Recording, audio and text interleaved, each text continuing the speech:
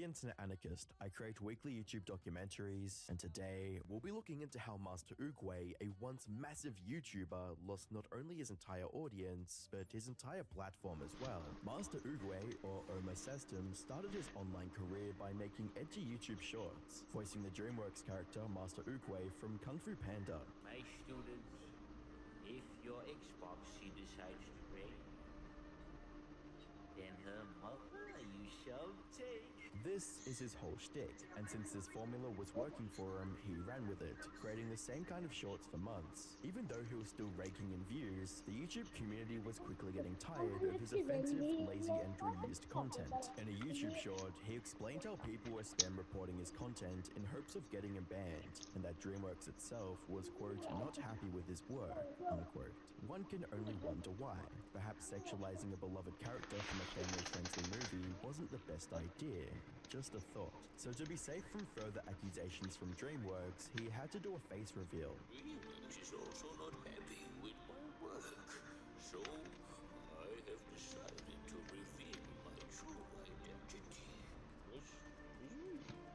My name is Ernest. I am the person who has been making all the Master Oogway videos all this time. But this was only the beginning, as things were about to get much, much worse. After receiving a ton of copyright strikes on the 20th of May 2023, Omar claimed that YouTube gave him 1 week until his main channel would be disabled. In 7 days, my account is going to get disabled. And the reason for that is because of copyright strikes. People are abusing copyright strikes, the copyright content ID, to claim some of my videos where I react. Later, on the 28th of May, he confirmed that one of his videos on his channel was removed by YouTube and that it would not be reinstated. What's interesting is how surprised Omar... De zomeracties zijn in volle gang. Surf mee met TikTok-advertenties. Een advertentiecoupon van €5000 helpt je op weg deze zomer. Geen risico, alleen maar voordelen. Laat de AI-tools van TikTok hun werk doen. Smart Plus maakt automatisch... Was it being censored? One quick look at the X-community notes shows that the video that got removed was titled Adolf Hitler is my N-word. Yeah, he wrote a song about that.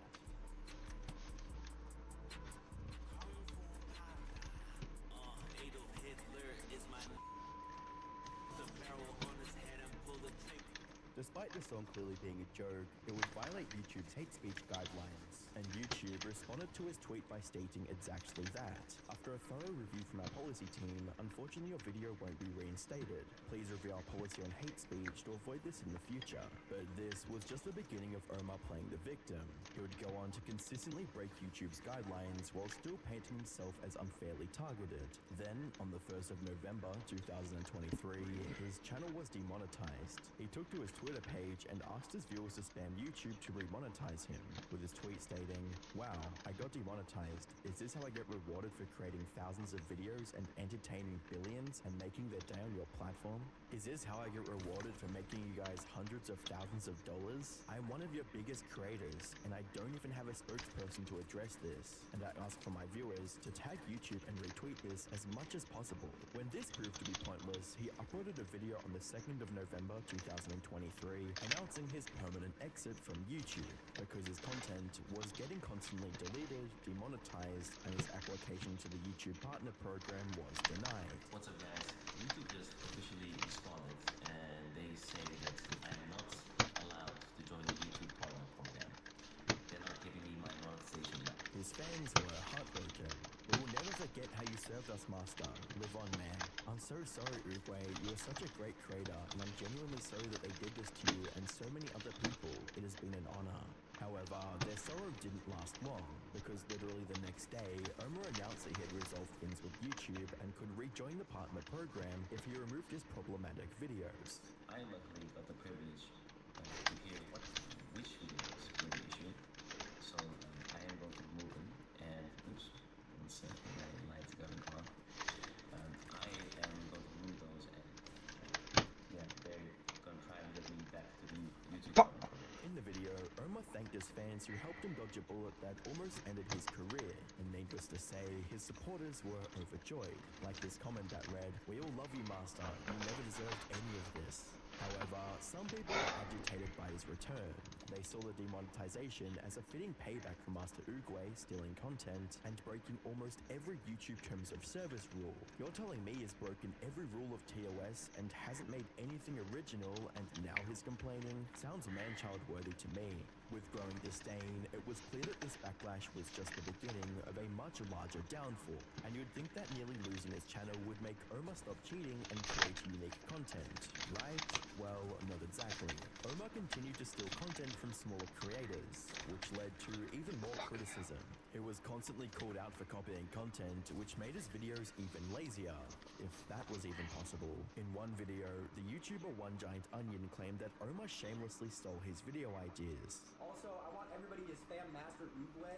I want everybody to spam any of his videos. I want them all to say One Giant Onion. This man is stealing my content, and I need him to be stopped. So everybody spam, address the One Giant Onion controversy. And challenged him to give a response, where Omar would respond in a video titled Addressing the One Giant Onion Controversy. Stealing your content. That's interesting. Let's see the first time he posted this type of video. One of the arguments Omar makes is that he didn't steal any video ideas from One Giant Onion, but instead stole it from the YouTuber ADE. Watching Euphoria until there's a scene. Let's go to the channel of the guy who actually created this concept, and I actually stole it from. Listening to an Eminem song until I find it this, listening to 6ix9ine until I hear him yell, all both 1 year ago. Obviously, he's being sarcastic here, as he points out that ADE was the first person to come up with this idea, and that both One Giant Onion and Man Like Isaac took inspiration from it as well. Omar then flips the script and accuses One Giant Onion of stealing his content. This is also very interesting. My opinion on women posted 15 hours ago. My opinion on women posted 23 hours ago. Showing that he posted the video My Opinion on Women before One Giant Onion's version came out with the same title. Now, all of this seems fine and logical at first. However, on the 9th of June 2024, One Giant Onion released a video that would share his side of the story. In the video, Onion explains that Omar twisted the narrative by addressing only the parts that suited him. When I confronted him about this, he didn't take accountability.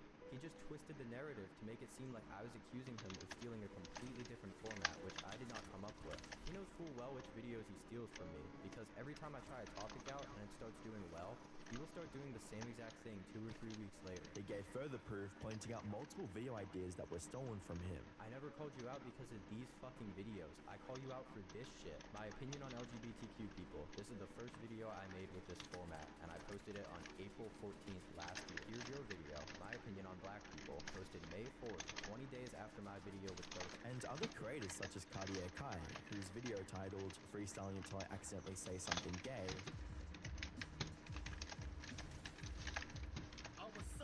was copied by Uguay a whole year after the original video was posted. Ik zit bij Knap omdat ik de app echt heel erg fijn vind werken. Kies ook voor Knap en krijg een compleet bankpakket voor een lage prijs. Open nu je zakelijke rekening. De eerste 12 maanden zijn gratis. Oorlog heeft regels. Regels die mensen zouden moeten beschermen. Maar in de praktijk worden kinderen te vaak behandeld als volwassenen. En dat nog beter. Want een oorlog treft kinderen vele malen harder.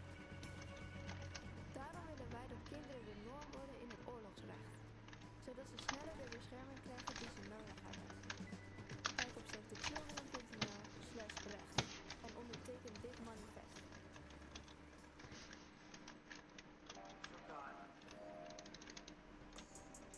I like big booty black midgets. Needless to say, viewers were starting to turn against him, and this negative reception is perfectly captured in One Giant Onion's comment section, with comments reading, "The phrase dark humor has been permanently ruined by guys like him," as well as, "Bro, everyone has been cooking this dude recently." It's gotten to the point that if you click any of his recent videos, his comments are filled with people hating on his content, with comments like, "I thought bro was banned," as well as, "Bro decided to lock in after realizing that his original audience is starting to hate him." Master Uguay would respond to One Giant Onion by claiming that he previously made the same content as him and was pulling the ladder up behind him to have a moral high ground. And the One Giant Onion, I don't even take that shit serious. Like, imagine doing the same type of content and trying to save your ass by saying, "Oh, this guy's bad. I regret my decision." Like, shut the fuck up, man. You were doing the same type of shit for years. These people talk to me online. You know, one giant one. Ben Escher, the guy who made the video, together with John Castellan. They could, if they truly wanted me to stop, they could just send a DM to me and go, "Hey, bro, chillax with the content, because people are gonna start killing you." No, what did they do? They made videos about it and tried to defame the shit out of me. That's not because they want YouTube to be a better platform or me to be a better person. They just wanted to have something to talk about and make fucking money and views. That's their whole goal. That's what I think. Because if it wasn't, if they were true, good, kind people, they would surely just send me a message and be like, "Hey, chillax. Like, seriously, you're gonna wait for it." To make matters even worse, part of his most recent video titled Apology for Falling Off is also stolen from the YouTube channel Freya. I want to apologize. For absolutely not giving a fuck! That I'm very sorry and I apologize for the inconvenience of me not giving a fuck! By not breaking character, Master Oogway seemingly shot himself in the foot, because what could have been a career-saving apology to the YouTube community devolved into a complete disaster. And to really drive home how much of a total train wreck this video was, let's go through some of Oogway's arguments justifying his brand of quality content. First, Omar talks about the Mr. Bombastic trend, where he picks a random funny video of the internet and stitches a clip of his face with it.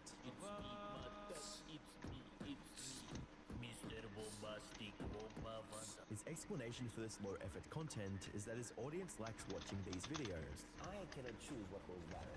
What I do is I do things and see what goes viral and then keep doing them. That is my only choice as a content creator because I am forced to do whatever my viewers want me to. But here's the problem with this argument. With his large following, Omar has the potential to create amazing content that would naturally attract views. He doesn't have to rely on cheap tactics to game the algorithm. Plus, him putting effort into his videos would also show how he respects his audience's time and intelligence. Sadly, if this was the extent of Oogway's problematic content, things would have cooled down much sooner. But this is where the story takes a dark turn. After addressing the Mr. Bombastic trend, Oogway tries to defend his racist jokes as just dark humor. He claims it's not actually racist because he loves exploring different cultures. Another point these people are criticizing me about is my racist jokes.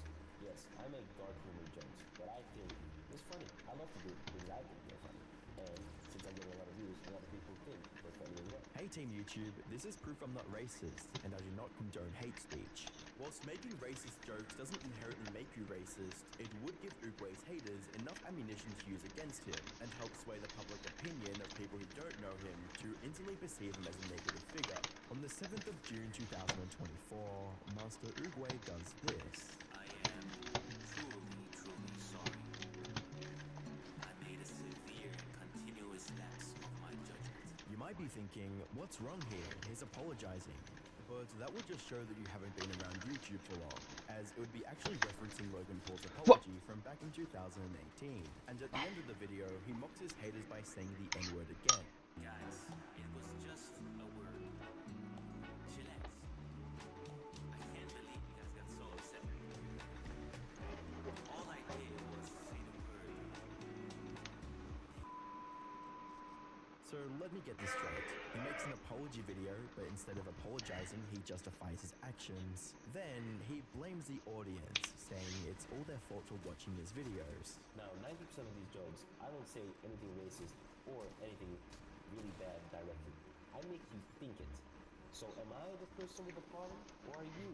The hypocrisy is mind-numbing. One can easily argue that Master Oogway has creative control and authority over his content. If he chose to create more genuine, respectful content, his viewers would likely watch and support that. But to be fair, some of his arguments do hold up. Like when he talks about being unfairly criticized for reacting to memes. Some guy also criticized me for doing reacting content, and that's absolutely crazy because there are maybe a couple million people that do react content, mainly for reacting to memes. It's true that many YouTubers do reaction videos, so we can't single out Omar for doing so.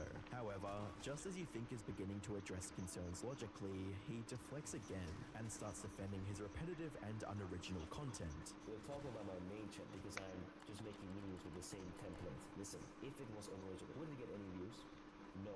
What What Uruguay fails to understand is views alone aren't an indication of originality.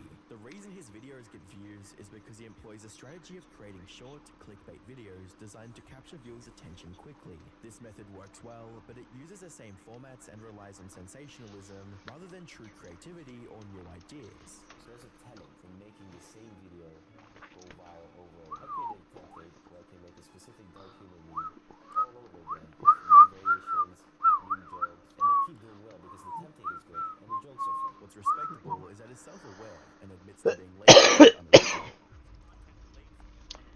If that was about my Mr. Bombastic trend, I would slightly agree. Uruguay would seemingly use these short memes to promote his music, using it as the background music of these videos.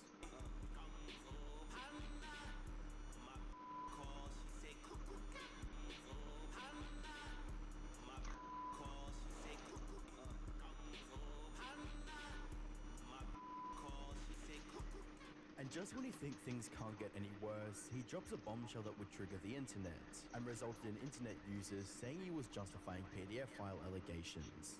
There are some accusations you need to address head-on with solid evidence, or accept your mistake and keep your mouth shut. Instead, Master Uruguay tries to explain that his jokes are a form of dark humor.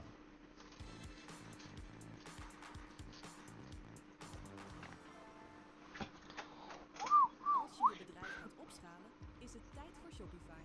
Ontvang alles om te groeien zoals jij dat wilt. Zoveel mogelijk meer verkopen met het beste checkout systeem ter wereld. Volg je Kaching via If she is young and blind, you won't have to sneak up from behind. Now, it's definitely a stretch to call him a PDF file because of these jokes. Otherwise, comedians like Jimmy Carr would have been the first on the chopping block. But the difference here is the intended audience. Uruguay's content targets young people and teens, which would cause him to receive even more criticism from the internet, as seen with this commentary YouTuber who would call out Master Uruguay for making alleged inappropriate comments with his audience. And I think a 23-year-old man at this current time, he's 25 now, shouldn't exactly be making these jokes with literal violence. Even the comment section was highlighting how disturbing it was because there was even a young teenage girl sitting right next to him participating in this crude joke. So, despite this knowledge, he made a tweet in September 2021 promising to give away pins to his followers, with a tweet reading, "Giving away Uruguay to my Twitter followers. Make sure to be followed to win. I shall also follow the winners on Instagram. Good luck, my students." He did the same in his YouTube shorts. A creator selling to his fan base full of children is strange to say the least, and these comments show why. Master Uruguay, I've gone down the wrong path as an 11-year-old, and I'm telling my mum to buy this for me. Whilst the majority of the Master Uruguay hate came from people not understanding his jokes or taking them literally, a lot of the criticism Master Uruguay has been receiving is genuine, constructive, and consistently backed by evidence. And videos that Master Uruguay claims were made in rage bait against him actually give him advice on how to turn his channel around. Take, for instance, Royalty is here's video about the downfall of Master Uruguay. Towards the end of the video, Royalty talks about what Omar might be trying to do with his content by stating, I think he's trying to do what Filthy Frank did, which is the method of loading music with the most outrageous lyrics, but it kind of slaps. He compares Uruguay to Filthy Frank, who is now an acclaimed artist. Interestingly, Royalty also points out that Omar's music, apart from the problematic songs, shows real potential. For example, his music video Mona Lisa.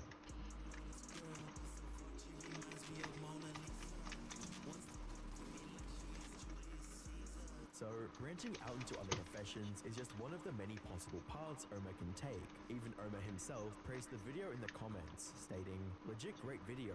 Most critic videos tell lies and mix it with truth, since they haven't really watched my videos and are just joining the hate hype train. But your video is 100% accurate. Respect." Whilst it really seemed like Master Uruguay could turn things around and have a fruitful career on YouTube, things would take a sudden turn to the worse, when on the 20th of June 2024, Master Uruguay would have his YouTube channel terminated. Following the news of his termination, there were two main responses from the internet. One side was celebrating his censorship and comparing him to a literal nut.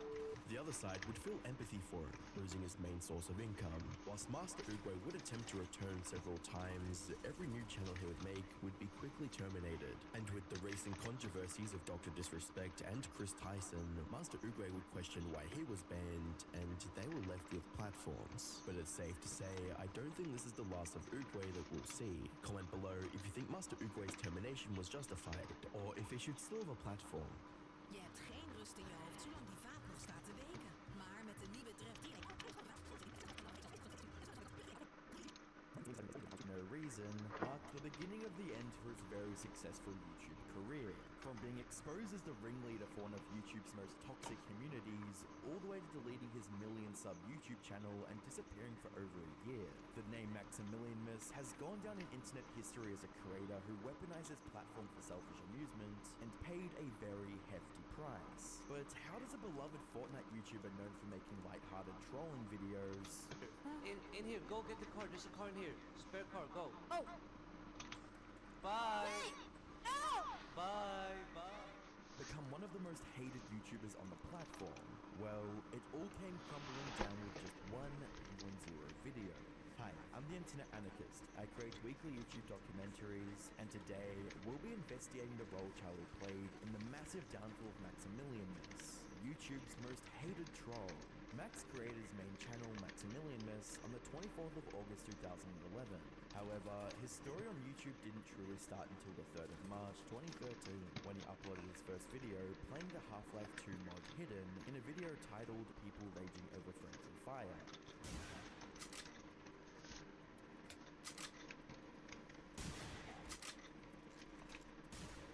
Despite not even having a mic yet, many of the traits that would go on to define his career were present in the first few videos. His ability to provoke other players to draw out a reaction, and a passion for shooter-type games took center stage as he transitioned from Half-Life 2 over to Team Fortress 2. While these video formats brought Max some attention, it wasn't enough for him, as he stopped uploading on the 23rd of May 2013. It wouldn't be until the 25th of September 2014 that a certain indie game named Five Nights at Freddy's rejuvenated Max's will to create content. Max didn't know it yet, but that game would go on to make for up to 90% of his uploads going forwards, taking him from under 1,000 subscribers to over 10,000 subscribers by the start of 2015.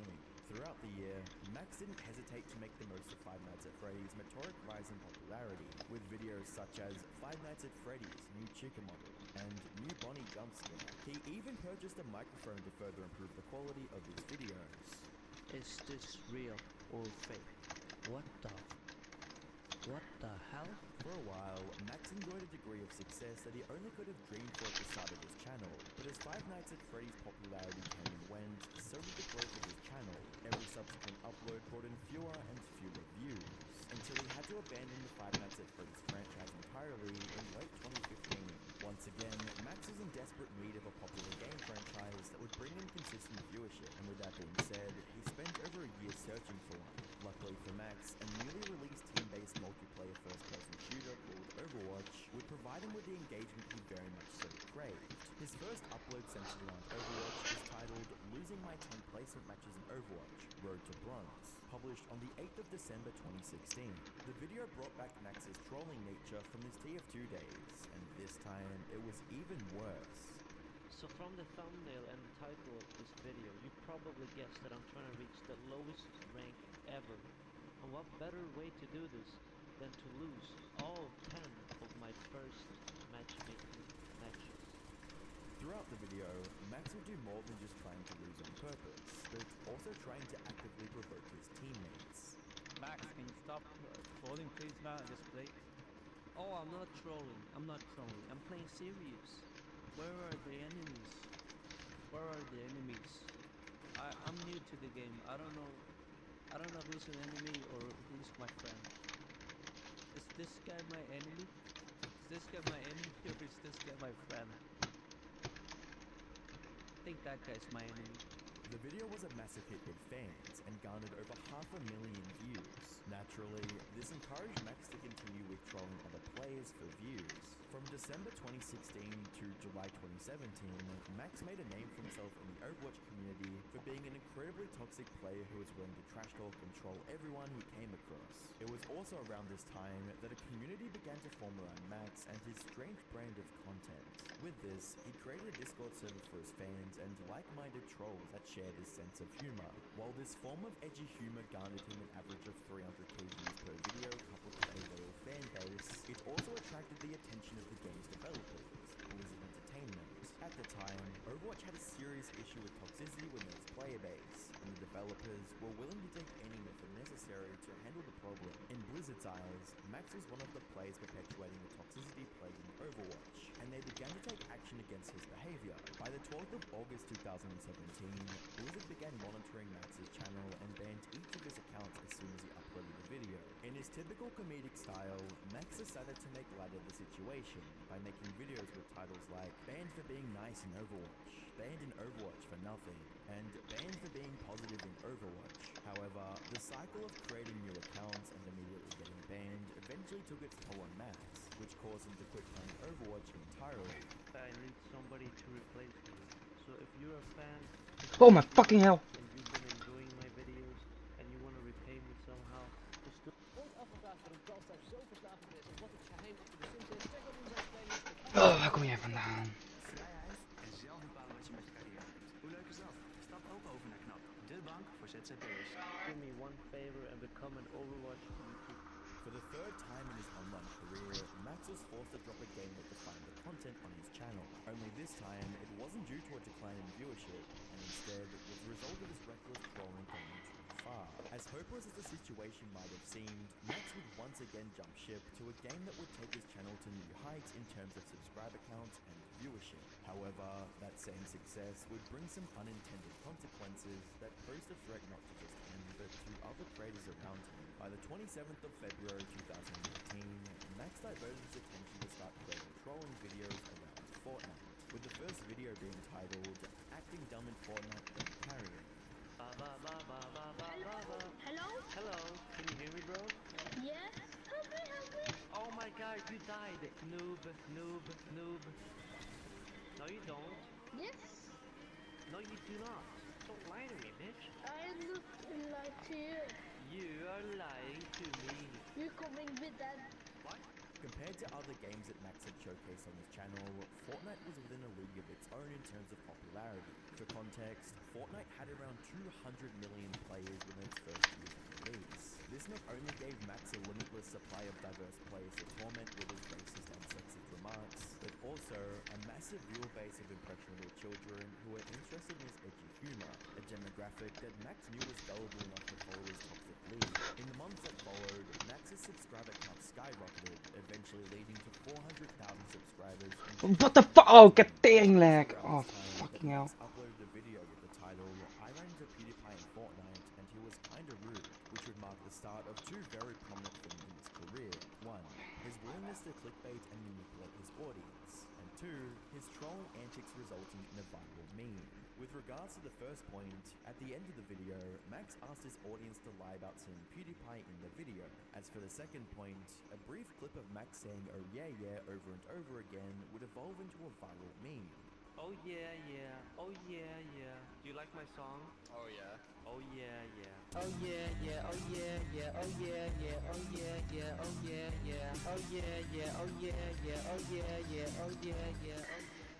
The "Oh Yeah Yeah" music video got over 13 million views within 8 months, and the sheer virality of the meme boosted Max's subscriber count to 426k to over 534k in only a matter of weeks. This showed Max that he had a great deal of influence and notoriety, especially when it came to his quote loyal fans. By the 21st of June 2018, Max published a video titled "Watch This If You're a True Fan," in which he decided to test how much influence he had over his fans by telling them to use his profile picture. Make this your profile picture and you will have eternal luck. You will always be happy. You will always be successful. Everything you do will be easy. You will be like a god. You've been sleeping your whole life, but I just woke you up. Be wise and make the right choice. As you'd expect, thousands of his followers did exactly as he requested, and while this seemed like nothing more than a harmless joke, it was becoming obvious that his audience were willing to do anything Max told them to do. Combine this with the fact Max didn't seem to have any resistance when it came to regulating his own behavior online, it was only a matter of time before he decided to use that influence in a less than honorable manner. It started off small, with Max threatening to mobilize his fanbase to quote "go psycho" on KSI if he didn't change his profile picture and join them. You mess with the wrong army. This is not Logan Paul or some dumb bush rat. You do not understand how powerful we are. As since we're nice guys, we're gonna give you one last option before we go crazy mode. Hey Sai, make this your profile picture or we will go psycho mode on your ass. You have 24 hours to do it. If you do not agree to our demands, too late. Unfortunately, this would be one of the mildest ways Max weaponizes his audience. Whilst editing this video, I got a notification from a service I haven't used in months, saying something along the lines of, your subscription has renewed, a $20 payment has been processed. Now, I'm sure I'm not alone when you get these stupid emails where your money's being taken up for something you're not even using anymore. This is why I'm excited to talk about today's sponsor, Rocket Money. It's an incredible app that's helped me with my subscriptions that I no longer use, keep the bills down, and better manage my finances. Using Rocket Money, I found subscriptions that I no longer use and cancelled them right through the app. No more hassling with customer service, replying to emails after emails, trying to cancel stuff. Rocket Money makes it as simple as that. And guess what? It's also helped me negotiate some of my bills down, and it's been a complete game changer for my budgeting. You can start for free at rocketmoney.com/internetanarchist, or click the link in the description. So don't miss out on saving money. Check out Rocket Money today and sort out your finances. Now, back to the video. By the start of 2019, Max would reach the 1 million subscriber milestone, and immediately begin his campaign of harassment. One of his first victims was a streamer by the name of Weeks, who spoke out about Max's toxic behavior. In retaliation, Max and his community routinely raided the stream, and directed harassment towards Weeks' girlfriend after her father passed away, with comments on the GoFundMe page stating, "Ron gotta be gone. Max is better." Oh fucking hell, what the fuck is he down here? Okay. And Max is better than Ron. Worst arrest ever. Loop geen verkoop mis met het beste checkout systeem van Shopify. Zeg dag tegen verlaten winkelwagens en hallo tegen geld via elk kanaal. Als je meer wilt verkopen. Also mobilize his community to impersonate Weast and go into various streamers' Twitch chats to spam hateful or racist comments, in hopes of smearing the streamer's reputation. To help remedy the situation and spread awareness, Weast made a Twitter thread to discuss what had been going on, and to apologize to everyone that was affected. So, I wanted to apologize to any streamers on Twitch who think that I have been harassing them. So what is actually happening is, this YouTuber that I talked about many months ago, Max he's a Fortnite YouTuber, and he is most notably popular for his "oh yeah yeah" meme. That's pretty much what people know him as. Well, I know him as a scumbag who uses his audience to harass people online. And I've talked about it before, and I personally interviewed this guy, and that's why he targets me, because he sees me as a threat. He is using his Discord server to harass these people, to go to their streams and say transphobic and homophobic and just general distasteful things. Now, he does this on Twitch specifically because he knows that these people are going to report my channel, and they're going to, ultimately get me banned from Twitch, which would make me lose 90% of my income. To fully get the point across, Weast shared some of the recent messages from Max's Discord server that show the true source of the never-ending harassment. These three who were sitting in the Discord server and getting Maximilian's a small Discord server full of very dedicated 12-year-olds, I can assume, to go to these specific streamers and harass them.